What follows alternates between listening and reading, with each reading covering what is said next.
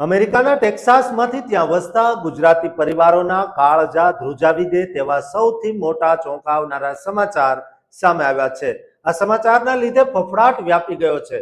ટેક્સાસમાં હાલ અતિ ભારે વરસાદને કારણે પ્રલયકારી ફ્લડ આવ્યા છે, જેમાં અત્યાર સુધીમાં ઓછામાં ઓછા 2 લોકોના મોત થયાના કરુણ અહેવાલો સામે આવ્યા છે। આ આપત્તિમાં એક વ્યક્તિનું રિક્રિએશનલ વ્હીકલ એટલે કે આરવી પાણીના પ્રવાહમાં તણાઈ ગયું હતું, જેના કારણે તેનું મોત નીપજ્યું હતું। આ સાથે જ અન્ય એક ઘટનામાં મહિલાનું વાહન વધતા પાણીમાં ફસાઈ જતા તેનો પણ જીવ ગયો હતો।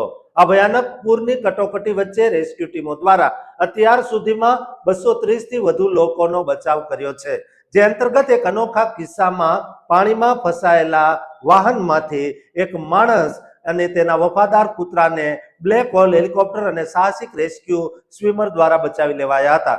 હવામાન વિભાગના રિપોર્ટ અનુસાર છેલ્લા 2 દિવસ દરમિયાન ટેક્સાસ હિલ કન્ટ્રીમાં 10 થી 20 ઇંચ જેટલો મુશળધાર વરસાદ ખાબકી ચૂક્યો છે અને આગામી 24 કલાકમાં રેકોર્ડ તોડી નાખે તેવા ભારે વરસાદની આગાહી આપવામાં આવી છે।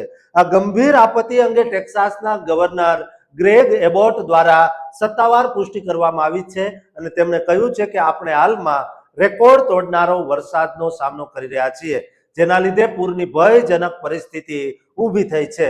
ગવર્નર દ્વારા ઇમરજન્સી રિસ્પોન્ડર્સની મોટી બેઠક બોલાવવામાં આવી હતી અને રાહત કાર્યો માટે પૂરા 2350 સરકારી રિસ્પોન્ડર્સ અને 1400 થી વધુ અત્યાધુનિક સાધનો, જેમાં બ્લેક હોક હેલિકોપ્ટર્સ અને સ્વિફ્ટ વોટર બોટ્સ સામેલ છે, તેમને 24 કલાક માટે મોરચે તૈનાત કરાયા છે।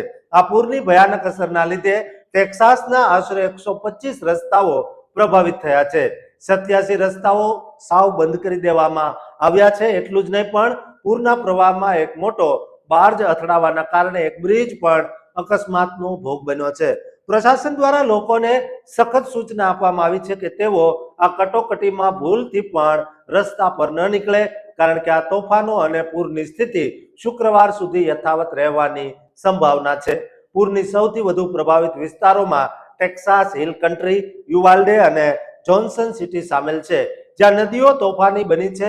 યુવાલ્ડે પાસે આવેલી નુએસેસ નદીનું પાણી તેના વર્ષ 1996ના રેકોર્ડ તોડીને પ્રલય ફેલાવી શકે છે, જ્યારે ફ્રીઓ અને પેડરનાલેસ નદીઓ પણ અત્યાર સુધીના ઐતિહાસિક સૌથી ઊંચા સ્તરે પહોંચી ગઈ છે। જો ઇતિહાસ પર નજર કરીએ તો આ જ વિસ્તારમાં ગયા વર્ષે ગુઆડાલુપે નદી પર આવેલા કેમ્પ મિસ્ટિકમાં વિનાશક પૂરમાં 135 થી વધુ લોકોના કરુણ મોત થયા હતા, જેમાં મોટાભાગે માસૂમ બાળકો સામેલ હતા। અતિ ધીમા વાવાઝોડાના લીધે 20 ઇંચથી વધુ વરસાદ વરસી રહ્યો છે।